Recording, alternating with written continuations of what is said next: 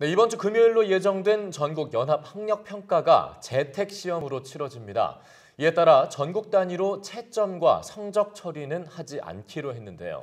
네, 자신의 위치를 파악할 수 있는 기회가 사라진 고3 수험생들의 불안도 점점 커지고 있습니다. 앞으로 어떻게 대입 준비를 해나가면 좋을지 EBS 대표 강사 윤윤구 선생님과 자세한 얘기 나눠보겠습니다. 안녕하십니까? 안녕하세요. 네, 선생님 안녕하십니까? 자, 원래는 이제 3월에 치러져야 할 이 전국 연합 학력 평가가 계속 미뤄지다가 결국에는 집에서 치르게 됐네요. 네. 근데 이 시험의 결과 가장 중요한 고3들에게는 좀 어떤 영향을 줄 수 있게 되는 겁니까? 이렇게 되면. 아무래도 이제 가장 큰 문제는 불안감이다라고 이야기를 할 수가 있을 것 같아요. 네. 그러니까 지금 상황이다라고 이야기를 하는 것은 완전히 깜깜이 입시에 대해서 깜깜이 상태에서 입시를 준비를 해야 되는 상황인데 무엇을 어떻게 하고 어떤 방향으로 준비해야 할지 결정하지 못한 상태가 쭉 이어지고 있는 거거든요. 네. 그러니까 문제는 그 불안함과 두려움으로 인해서 공부가 손에 안 잡히는 그런 현상들이 나타나고 있다라고 이야기를 네. 할 수가 있을 것 같습니다. 큰 부작용이네요. 네. 학력 평가를 통해서 수시와 정시의 방향을 어느 정도 잡았다면 이제 어느 정도 자신이 해야 할 것을 준비를 할 수가 있는데 지금 상황은 막연하게 전년도에 이루어졌던 11월 달에 이루어졌던 2학년 마지막 학력 평가 성적만 가지고 전국 재학생 내에서 자신의 수준을 판단하고 준비를 해야 된다라고 하는 상황이 된 거거든요. 예. 하지만 예년의 경우만 생각을 해보더라도 겨울 방학이 지나고 난 다음에 3월 학평 사이와 성적 차이가 조금 크게 발생을 하는 편인데 네.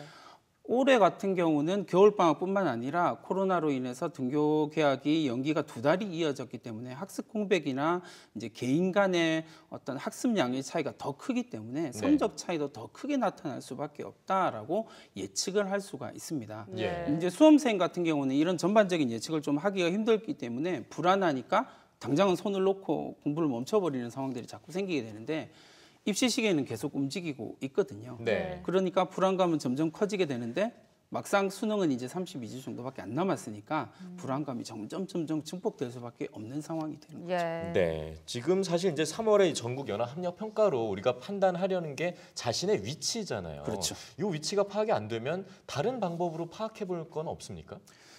지금 상황에서 이제 몇 가지 방법들을 좀 생각을 해볼 수 있습니다. 이번에 시행되는 학력 평가가 전국 단위의 채점과 성적 처리가 이루어지지 않는다라는 점을 감안을 한다면 재학생들에게 지금 당장 필요한 것은 전국에서 자신이 어느 정도 대략적인 위치가 어디인지를 정확하게 판단을 해야 전략을 짤 수 있게 되거든요. 그렇죠. 네. 이 문제를 해결하기 위해서 첫 번째 생각해 볼 수 있는 방법은요. 전년도의 3월 학평을 활용하는 방법입니다. 그러니까 온라인 개학으로 인해서 지금 수업이 진행되고 있는 상황이니까 토요일을 활용해서 완전 그 모의고사 시간표대로 진행을 하고 시험 문제를 풀고 그리고 난 다음에 채점하고 난 다음에 담임 교사와의 온라인 상담을 통해서 그 개별 학교들이 가지고 있는 축적된 3월 학평 데이터들이 있거든요. 예. 그 데이터를 통해서 전년도 성적을 기준으로 해서 자신의 위치를 어느 정도 대략적으로 판단하며 전략을 세우면 됩니다. 물론 이제 시험의 범위라든지 과목이라든지 모집단이 조금 차이가 나긴 하지만 대략적인 위치를 판단하는 게 중요하기 때문에 그렇죠. 그런 방법을 사용을 해보면 좋을 것 같고요. 두 번째는 조금 더 쉽게 접근할 수 있는 방법입니다. 바로 EBSI 홈페이지에서 1:1 대입 상담 서비스를 활용을 하는 방법이거든요. 예. 그러니까 전년도 11월 학력평가 성적이나 내신 성적을 토대로 해서 EBSI 대입 상담실에서 상담을 요청을 하면 전문 상담 선생님들께서 해결을 해주십니다. 입시에 대한 궁금증이나 아니면 수시나 정시로 가야 될지 아니면 현재 자기 성적으로 지원할 수 있는 대학이 어느 정도 수준인지까지 거의 대부분의 것들을 대답을 해주실 거거든요. 네. 그러니까 이런 정도의 방법을 가지고 자신의 방향, 위치를 정확하게 잡고 좀 긴장감을 좀 유지만 한다면 6월 모평에서 생각보다 훨씬 더 좋은 성적을 얻게 될 겁니다. 예. 그 긴장감 유지가 사실 제일 어려울 것 그렇죠. 그게 같은데 제일 어렵죠. 아마도 현장에서 전국 단위로 치러지는 모의평가가 제일 첫 번째로 이루어지는 게 6월이 아닐까 싶어요. 6월 모의평가 한국교육과정평가원에서 주관을 하는데 이거는 또 어떻게 좀 대비를 하는 게 가장 좋을까요?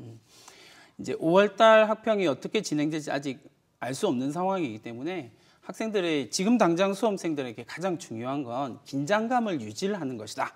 그러니까 옆에서 열심히 공부하고 있는 학생들을 통해서 자기가 자극받을 수 있는 기회가 조금 줄어드는 상황이기 때문에 예. 쉽게 해이해질 수 있다라는 것. 그렇기 때문에 재학생들한테 이런 이야기를 하면 중요할 것 같아요. 6월 모평에서 생각했던 것보다 매우 낮은 성적이 나올 가능성이 매우 높거든요. 네. 그러니까 그걸 인지하고 지금 당장 수능 시간표대로 공부하는 훈련을 계속 한다면 그게 강력한 힘으로 자신에게 작용할 수 있을 것이다라고 생각합니다. 그러니까 수험생의 입장에서 본다면 학력평가나 모의평가 같은 핵심은 지금 당장 성적을 어느 정도 받았다라는 게 중요한 것이 아니라 자신이 가지고 있는 약점을 보완할 수 있는 기회가 되는 거거든요. 예. 그러니까 그런 약점을 어떻게 보완할 것인지를 조금 더 고민을 하면 되겠죠. 예를 들면 방금 알려드렸던 것처럼 전년도 3월 학평을 개인적으로 진행을 했다면 EBSI 홈페이지에서 전년도 3월 학평의 어떤 문항별 오답률을 확인을 할 수가 있습니다.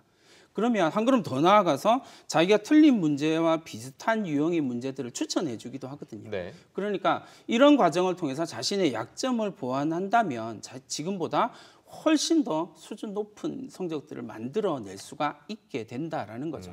이제 6월 모평까지 8주 58일 남았거든요. 예. 그때 6월 모평에서 좋은 결과를 만들어내기 위해서 이러한 약점 보완이라고 하는 것이 반드시 필요하다라고 이야기를 할 수 있을 것 같습니다. 네. 선생님의 얘기들을 다 종합해 보면 요컨대 참 불안감 해소를 어떻게 하느냐, 긴장감 유지를 또 어떻게 하느냐 이럴 텐데 등교 개학 언제 할 거라고 속단할 수는 없지만 우리가 지금 원격 수업하면서 새로운 수업 방식에 적응하느라 어려움도 겪고 있잖아요. 고3 수험생들 그 전까지 어떻게 공부하면 가장 좋을지 좀 마음가짐에 대해서도 얘기를 해주세요. 네. 지금 저는 이 상태를 그냥 흔히 말하는 빈익빈 부익부 시대 이렇게 이야기를 해버리거든요. 성적의 빈익빈 부익부 시대가 시작이 된다라고 생각을 합니다. 그러니까 자기주도 학습의 역량을 가지고 있는 학생들은 자기가 공부할 수 있는 시간이 좀 더 늘어나니까 성적이 올라가게 되는데 그렇지 못한 학생들은 좀 불안함으로 지나가 버리는 시간들이 되어질 가능성이 높다라는 거죠. 네. 위기의 상황, 불안의 상황에서 가장 강력한 힘은 기본으로 돌아가는 것이다라고 말씀을 드릴 수 있고요. 예. 그러기 위해서 반드시 필요한 것은 수능 시간표를 대로 자신과의 약속을 철저하게 지켜내는 그런 연습만이 좋은 결과를 만들어낼 것이다라고 이야기를 할 수가 있을 겁니다. 집이라고 하는 공간 혹은 온라인 학습이라고 하는 상황이 자신과의 타협을 좀 쉽게 하게 만들어주거든요. 그 타협에서 한 발 물러설 수만 있다면, 그래서 자신의 약점을 보완할 수만 있다면 지금 이 시기가 자신이 조금 더 성장할 수 있는 놀라운 시기가 될 거라고 확신합니다. 예. 자, 오늘 말씀 여기까지 듣겠습니다. 잘 들었습니다.